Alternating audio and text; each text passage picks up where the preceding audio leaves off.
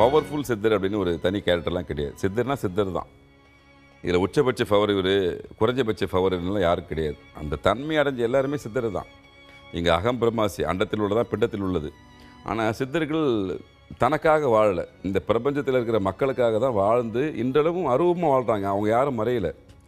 அது பேர் ஜீவ சமாதின்னு சொல்லுவோம். ஜீவன் அது ஒரு சமாதி நிலை, அருவம் நிலையில் இருப்பாங்க. நம்ம கண்ணால் பார்க்க முடியாத உணர முடியும். அதனால் எல்லாருமே இங்கே மிகப்பெரிய மகான்கள் தான், சித்தர்கள் தான். பல சித்தர்கள் இன்னி வரைக்கும் செஞ்சுருக்காங்க. மறைமுகமாக நம்மளை காப்பாற்றி வழிநடத்துகிறவங்க ஒன்று குலதெய்வம், அதுக்கப்புறம் பார்த்திங்கன்னா சித்தர்கள் மகான்கள் தான். அந்தந்த பகுதியில் மறைஞ்சிருப்பாங்க. ஜீவ சமாதி இருக்கும். எல்லாத்துலேயுமே ஒரு வைப்ரேஷன் உண்டு. இதில் அதிக வைப்ரேஷன் இருக்குது, குறைஞ்ச வைப்ரேஷன்லாம் கிடையாது. சித்தர்னா சித்தர் தான்.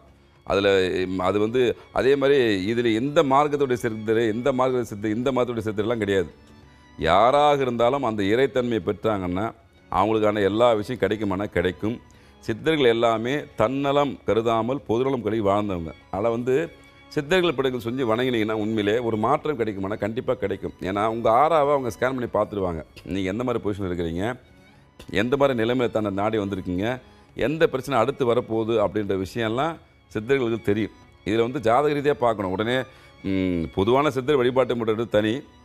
ஆனால் உங்களுக்கு ஜாதக அடிப்படையில் ஒரு சில சித்தர்கள் தனியாக இருப்பாங்க. அது உங்கள் சுய ஜாதகத்தை ஆய்வு பண்ணி கண்டுபிடிச்சி சொல்லலாம். அதை வணங்கும் போது உங்களுக்கு கூடுதலான சக்தி கிடைக்கிற வாய்ப்புகள் அது உருவாக்கி தரும்.